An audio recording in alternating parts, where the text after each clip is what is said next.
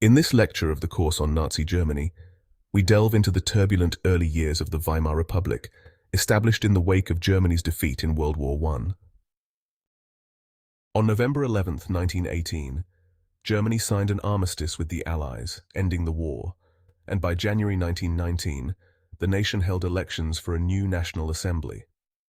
These elections were notable for granting voting rights to both men and women over 20, leading to the formation of the Weimar Coalition, an alliance of the Social Democratic Party, the German Democratic Party, and the Centre Party. Together, they formed the majority in the National Assembly.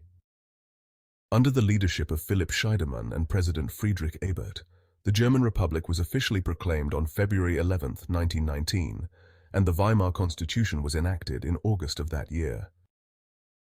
However, the Weimar Republic faced significant challenges from the outset. Economically and politically, the Republic was built on the remnants of the old German Empire, including its military leadership and elite classes, which had not been overthrown. This, along with the fear of a communist revolution, meant that the new government relied heavily on military forces to maintain order.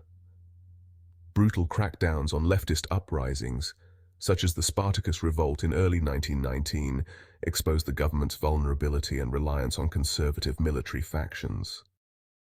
Externally, the Versailles Treaty of June 1919 inflicted harsh penalties on Germany, including territorial losses, military restrictions, and the infamous war guilt clause. These conditions fueled public resentment and fostered nationalist and anti-democratic sentiments.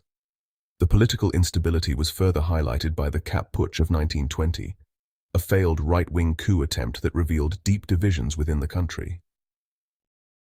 The Republic's inability to form stable governments and the public's growing disillusionment with democracy set the stage for future turmoil, paving the way for Adolf Hitler's rise to power.